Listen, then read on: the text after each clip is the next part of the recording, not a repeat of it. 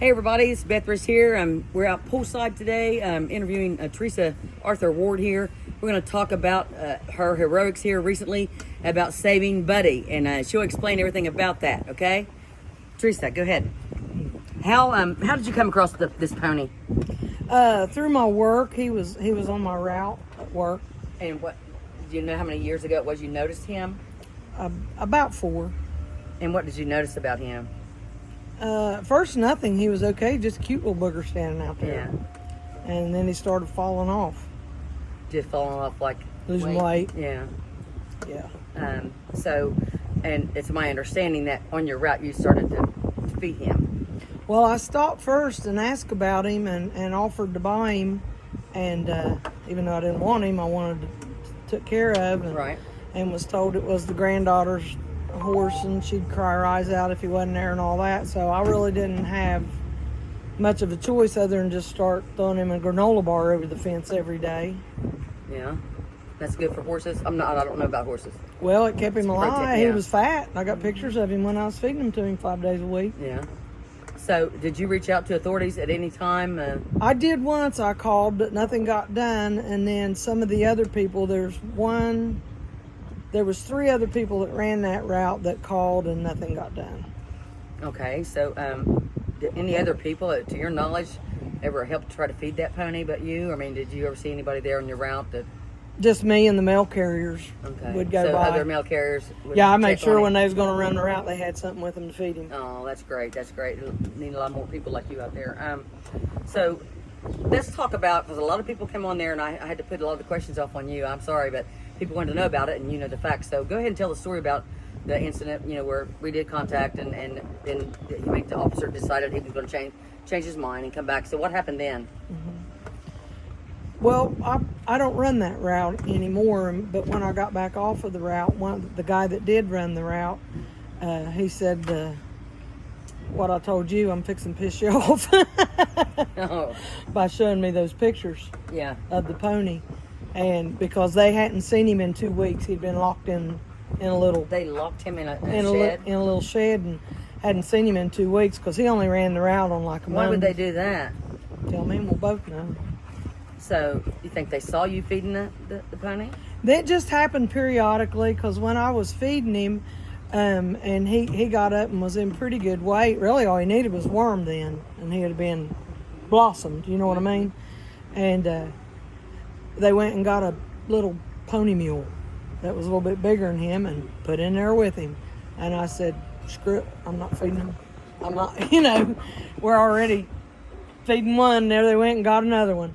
So it was just the lots of maybe as big as your backyard right here. And everything was eat down to the dirt except for poke. I mean, what they absolutely can't or won't eat. And the mule... Please define that. I'm a city person. Pokeberry? The pokeberries you make ink out of when you're a little kid? Yeah. When you're a little kid that gets the big purple berries on it? They're not good for nothing except smashing and... You can eat it when it's little, but then when it grows up, you can't eat it. Well, you got a plethora of information here, don't you? Well, Go you ahead. can eat the berries for arthritis. I eat the berries for arthritis.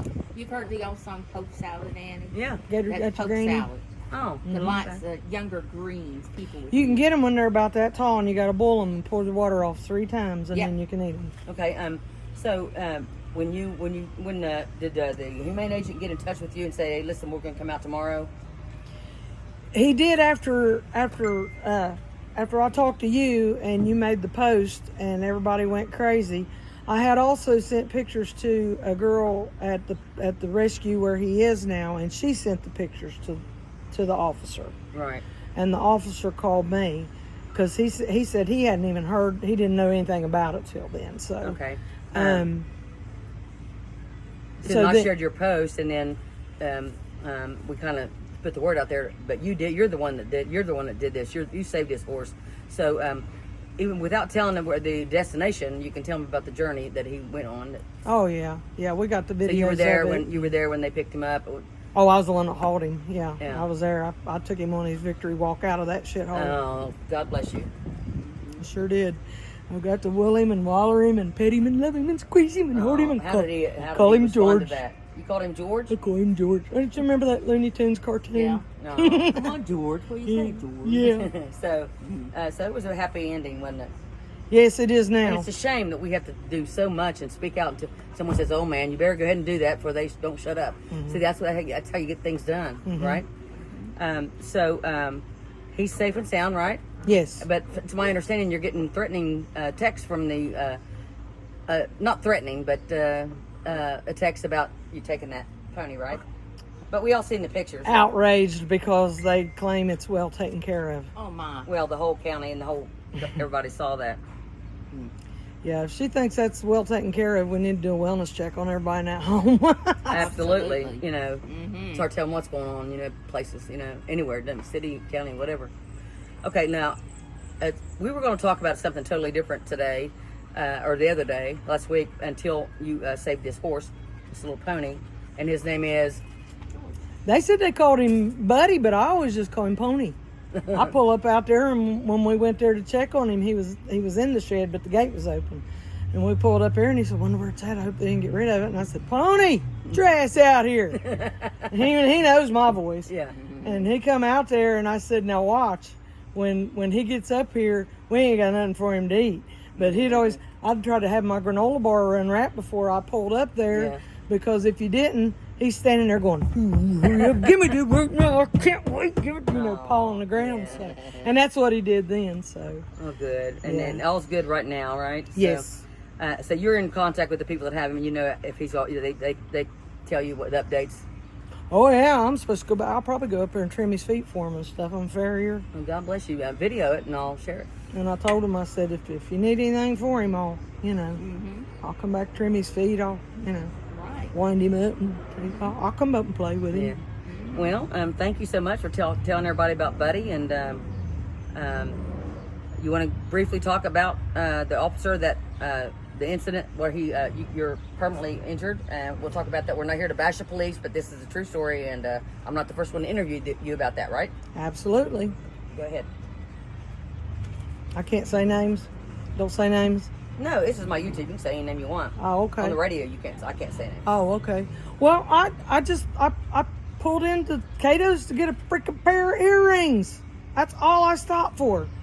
Opened the door on my truck, and this car pulls in like that, and I guess it was the side view mirror hit my truck, and it's a good thing I didn't have my foot out because it slammed the door shut instead of folding it back. And then she attacked me. I punched her in the face and grabbed her and held her down, and she had me by the hair, and everybody's reaching and grabbing that was gathered around, but they were all grabbing her, telling her to let me go, because they were all telling her, leave her alone, stay away from her, because she walked all the way around the car, head bobbing, coming at me, and then chest bumped me. And So anyway, there was an altercation. So then what officer showed up?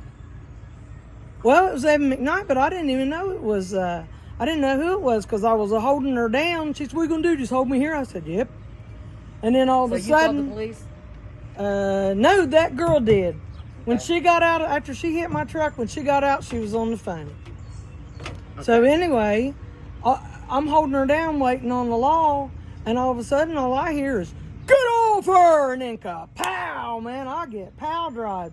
I went into fight mode then. I wasn't fighting until then. Right. I was restraining.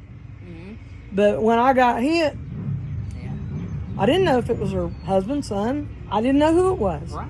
You know, so they got me down, and I got this arm behind, I think it was this leg, and I grabbed this arm and I pulled it around like that, and he was going, no, and he said backwards, and bam, right down on, he landed flat on his ass, both feet out, and like that, and I said, "You didn't say who you was."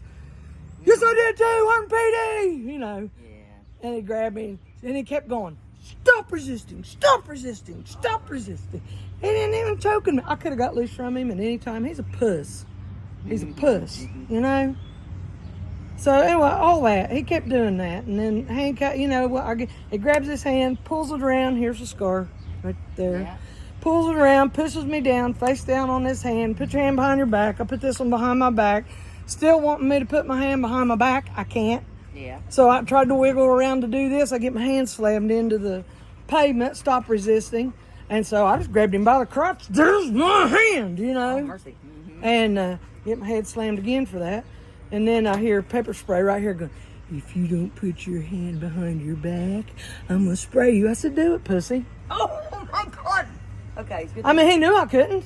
Yeah. He knew I couldn't. I said, do it, pussy. He did. Goldsberg pulls up. What's going on? Oh, she's resisting. Put me in the back of the cruiser.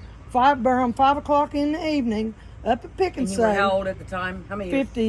54, 54, 55, How old are you something now? like that. 62. So this happened a while back. Yeah. Nothing ever done about it. Oh no, they let stay. Yeah. They dropped me like a hot rock because, you know, Dirty Ironton. Okay, well, Right. let's end that right there because we don't need to worry about Dirty Ironton anymore because you're a hero. That's right. And that's what we need to focus on. You be saving horses, and But I'll I- promote you as much as I can because that's what people want to know.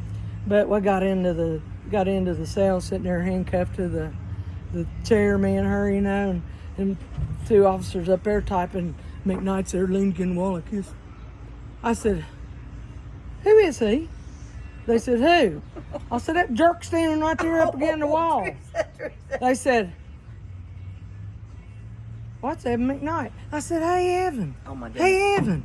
I said, "No pepper spray, no handcuffs, me and you, just me and you." I saw rub your motherfucking nose in it, make you Oh, like mercy it. sakes. Okay, mercy sakes.